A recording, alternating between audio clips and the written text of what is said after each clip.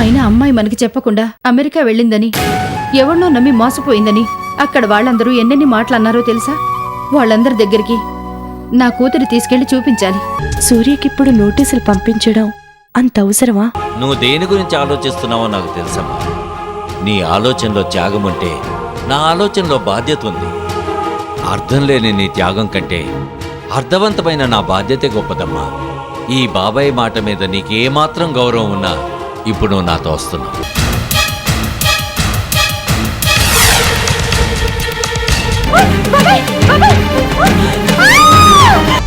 అంత పెద్ద యాక్సిడెంట్ జరిగాక ఇంక వాళ్ళేం బతుకుతారు? మీరు చెప్పేది నిజమా బావగారు? అంటే డాడీ భార్గవి ఆయన మీద కేసు పెడతానని వెళ్ళారు, వెళ్ళలేదా? వాళ్ళు ఎక్కడికి చేరుకోవాలో అక్కడికే చేరుకున్నారు. ఇంక లాయర్ దగ్గరికి ఏం పెడతారు?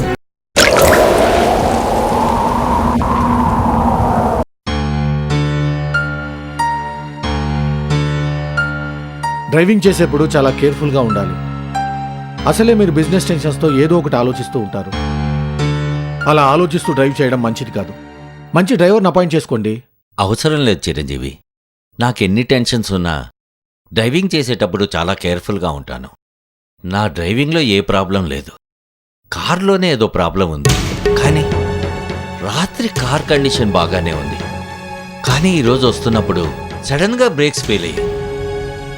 అసలు ఎందుకు ఇలా జరిగిందో నాకు అర్థం కావటం లేదు. కారణం ఏదైనా మీ అదృష్టం బాగుంది కాబట్టి అంత పెద్ద యాక్సిడెంట్ అయినా చిన్న దెబ్బలతో మీరు బయటపడగలిగారు.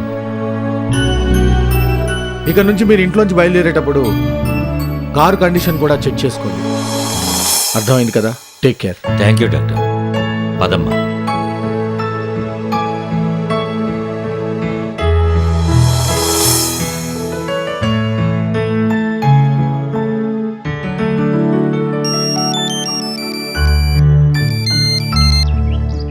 హలో హలో వదినా, నేను కావ్యని. మీ అన్నయ్య గురించి మాట్లాడాలనుకుంటే ఐమ్ సారీ. ముందు ఫోన్ పెట్టాయి. ఎవరి ఫోన్ అమ్మా?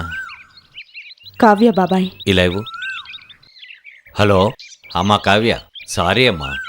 రాత్రి నిన్ను కలవమని నువ్వు మెసేజ్ పెట్టినా నేను నిన్ను కలవలేకపోయాను.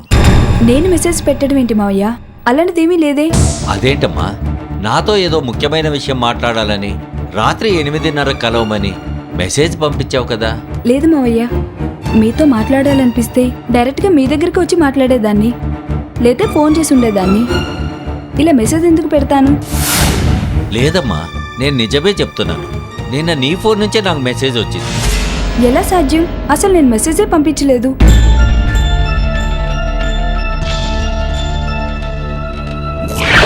అమ్మా కావ్య, నా ఫోన్ ఆఫీసులో మర్చిపోయినట్టున్నాను. అర్జెంటుగా ఒక ఫోన్ చేసుకోవాలి. నీ ఫోన్ ఇలా ఇవ్వమా.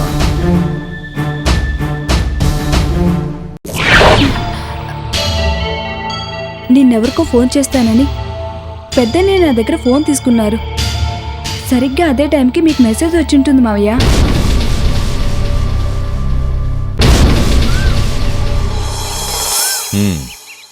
ఏం జరిగిందో నాకు ఇప్పుడే మొత్తం అర్థమైంది. ఈరోజు కార్ బ్రేక్స్ ఫెయిల్ అయ్యి చిన్న యాక్సిడెంట్తో సరిపోయింది. కార్లో భార్గవదిని కూడా ఉందా? అవునమ్మా, భార్గవి కూడా చిన్న దెబ్బలు తగిలాయి. మొత్తానికి ప్రమాదం నుంచి బయటపడ్డాం. కానీ నిన్న రాత్రి నాకు వచ్చిన మెసేజ్ ప్రకారం ఆ ప్లేస్కే వెళ్ళుంటే నా లైఫే క్లోజ్ అయి ఉండేదమ్మా. ఇదంతా మీ అన్నయ్య వేసిన ప్లానేనమ్మా.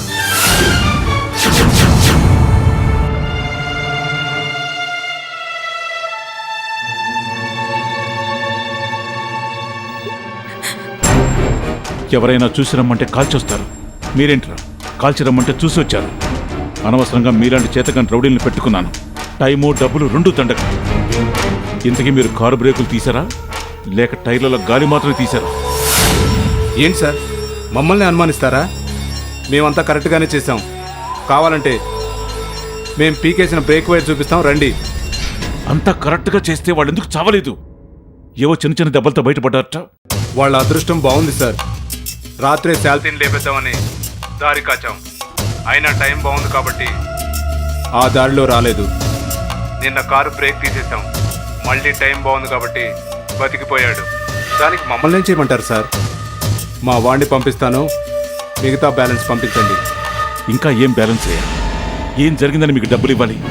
ఇప్పటికే మీ మీద చాలా డబ్బులు ఖర్చు పెట్టాను. ఇప్పుడే డైరెక్ట్గా రాజేంద్ర ఇంటికి వెళ్ళి పీకేసిన బ్రేక్ వైరు ఇచ్చేసి వస్తాను. పనిలో పని పీకమన్నది మీరేనని కూడా చెప్పేస్తాను. మీ రౌడీలతో పెట్టుకుంటే ఇదేనయ్యా పెద్ద బాధ. ప్రతిదానికి బ్లాక్మెయిల్ చేసి చంపుతారు. బాబు, మీరు అన్నంత పని చేయాల్సిన అవసరం లేదు. ఆ పీకేసిన బ్రేక్ ఏదో నాకు తీసుకొచ్చి ఇచ్చి మిగతా బ్యాలెన్స్ పట్టుకెళ్ళు. సరే అయితే.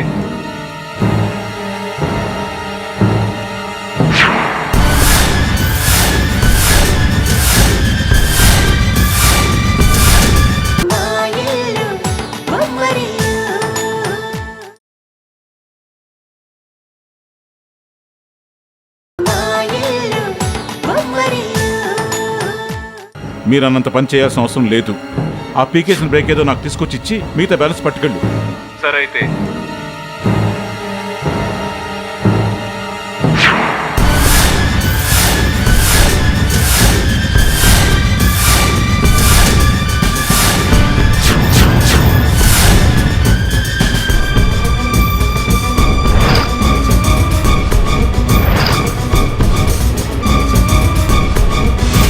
ఏంటో చెప్పు, లోపలికెళ్ళు. నేను ఎలా చూసినా నీలా పాపం పనులు మాత్రం చేయలేదన్నయ్యా. ఇప్పటి వరకు నాకు కాలు సరిగ్గా లేదని బాధపడ్డాను. కానీ ఇప్పుడు నీకు చెల్లెలుగా పుట్టినందుకు అంతకంటే ఎక్కువగా బాధేస్తుంది. ఎందుకన్నయ్యా? నువ్వు పాపం చేస్తుందే కాక నన్ను కూడా భాగస్వామ్యం చేస్తున్నావు. ఏంటి తిక్కగా మాట్లాడుతున్నావు? నోరు మూసుకుని లోపలికెళ్ళు. వెళ్తానన్నయ్యా, కానీ వెళ్లే ముందు నేను అడిగిన దానికి సమాధానం చెప్పు. నా ఫోన్ ద్వారా ఎందుకు మెసేజ్ పంపించావు? నీ ఫోన్ ద్వారా నేను మెసేజ్ పంపించడం ఏంటి? ఏం మాట్లాడుతున్నావు నువ్వు? అబద్ధం ఆడద్దన్నయ్యా. నువ్వు నా సెల్ ఫోన్ నుంచి రాజేంద్ర మావయ్యకి మెసేజ్ పంపించావు. కానీ ఆ మెసేజ్ని నేనే పంపించాను అనుకుంటున్నాడు మావయ్య. నేనే ఆ మెసేజ్ పంపించినట్టు నీకెలా తెలిసింది? నిన్నెవరికో ఫోన్ చేయాలని నా సెల్ ఫోన్ తీసుకున్నా. సరిగ్గా అదే టైంలో రాజేంద్ర మావయ్యకి మెసేజ్ వెళ్ళింది. నా ఫోన్లోంచి నువ్వు ఆ మెసేజ్ని డిలీట్ చేసి ఉండొచ్చు. కానీ ఈరోజు భార్గవదన గురించి ఫోన్ చేస్తే వాళ్ళకి యాక్సిడెంట్ అయ్యిందని, హాస్పిటల్లో ట్రీట్మెంట్ జరుగుతుందని తెలిసింది. వాళ్ళ హాస్పిటల్కి ఎందుకు వచ్చారని ఆలోచిస్తున్నావా? ఇప్పుడు నువ్వు రౌడీలతో మాట్లాడుతున్నావే, వాళ్ళ కారు బ్రేకులు తీసేస్తే యాక్సిడెంట్ అయి అదృష్టవశాత్తు ప్రాణాలతో బయటపడ్డారు.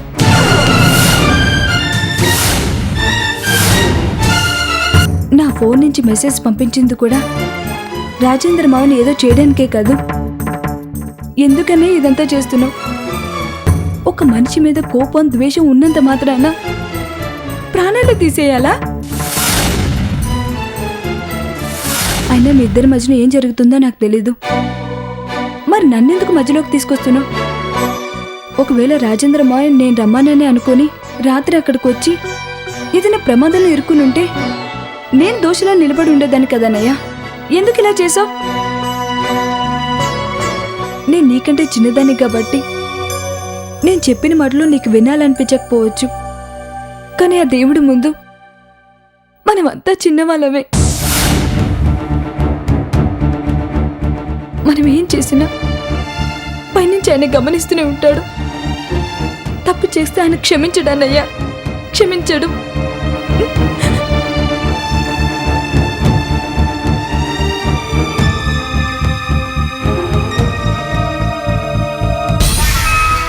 మనం చేసే పనులకి ఇంట్లోనే కోఆపరేషన్ లేకుండా పోయింది. తమ్ముడేమో గ్లాస్ వదలడు, ఇదేమో క్లాసులు పీకుతుంది. మరీ ఇంత మంచిగా ఆలోచించేదాన్ని ఈ ఇంట్లో ఎక్కువ కాలం ఉంచకూడదు. తొందరగా పెళ్లి చేసి పంపించేయాలి.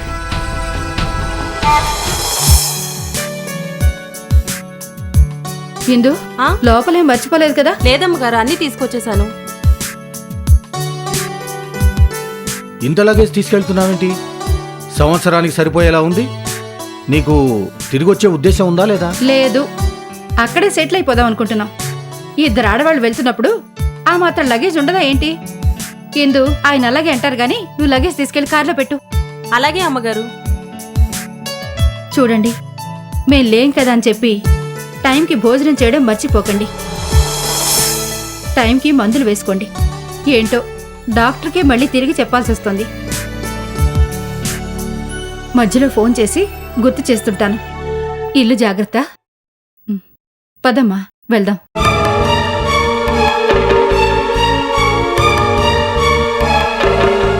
ఏంటి అమ్మాయి వైపు అలా చూస్తున్నారు? వారం రోజులు దూరంగా ఉంటుందని బాధగా ఉందా? 3 ఏళ్లుగా ఉండగలిగారు, ఈ వారం రోజులు ఉండలేరా?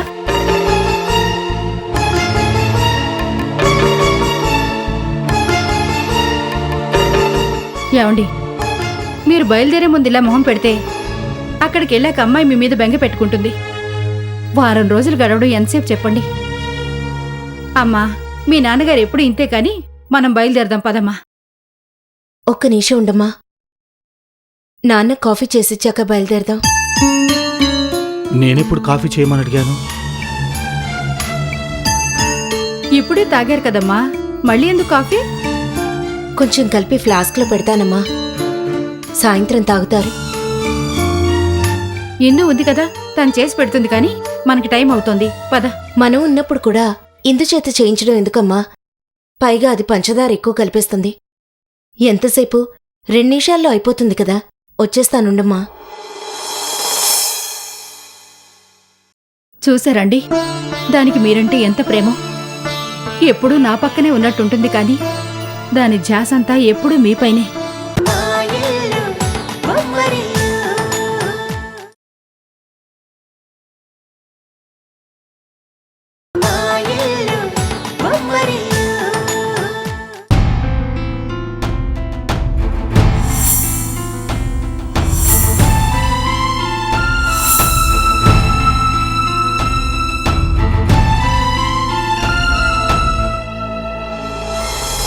మీరు హాస్పిటల్కి వెళ్ళి మళ్ళీ తిరిగి వచ్చేంత వరకు నాన్న కాఫీ తాగారో లేదో, ఇంట్లో టిఫిన్ చేయకుండా వెళ్లారు, బయట తిన్నారో లేదో, ఎంతసేపు మీ గురించే ఆలోచిస్తుంది.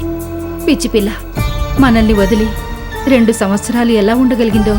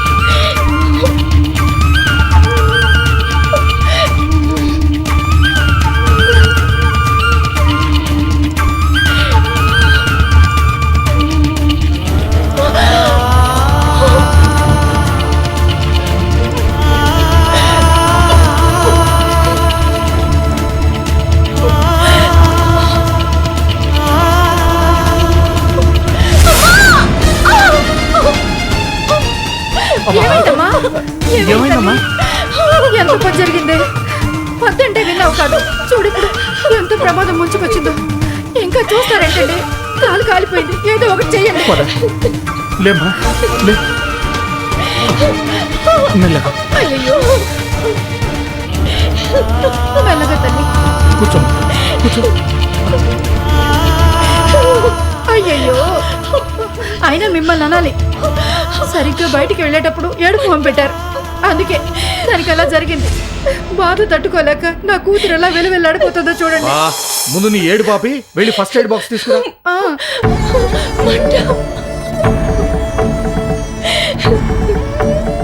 బాధగా ఉందమ్మా? పాలు చేయి జారి పడలేదు కదూ, నువ్వే కావాలని వేసుకున్నావు.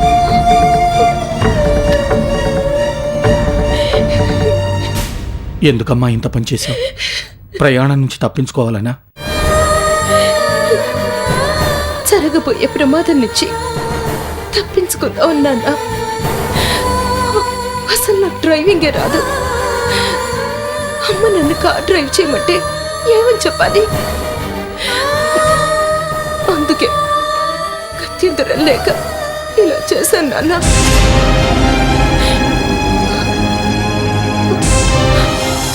ఇప్పటికా అమ్మ నన్ను కార్ డ్రైవ్ చేయమని అడగదు నాన్న. ఈసారికి మనం ప్రమాదం నుంచి బయటపడినట్లే. ఈ ప్రమాదం నుంచి బయటపడడానికి నువ్వు ప్రమాదాన్ని కొని తెచ్చుకున్నావు. మా మనసులు గాయపడకుండా ఉండడం కోసం నీ శరీరం ఎందుకమ్మా గాయపరుచుకున్నావు? నిన్ను కేవలం నా కూతురిగా నటించమని తీసుకొచ్చాను.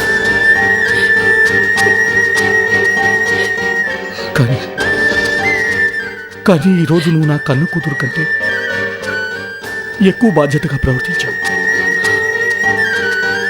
నిజం బయటపడకుండా చూసి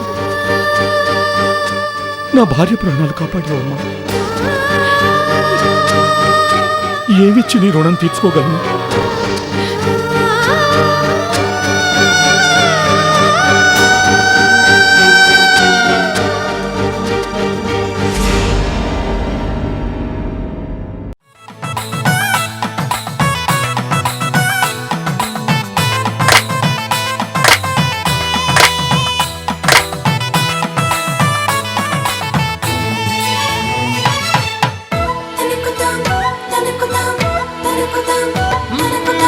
ఎక్కడిదో అల్లరి గాలి సరదాగానే వీచే చిన్నారి కిన్నెర సాని పయనాలేమో చూసి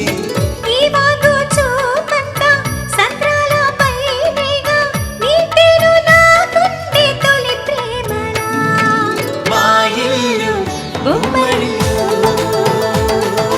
అందాల హరివిల్లు, మా ఇల్లు ఉమ్మడి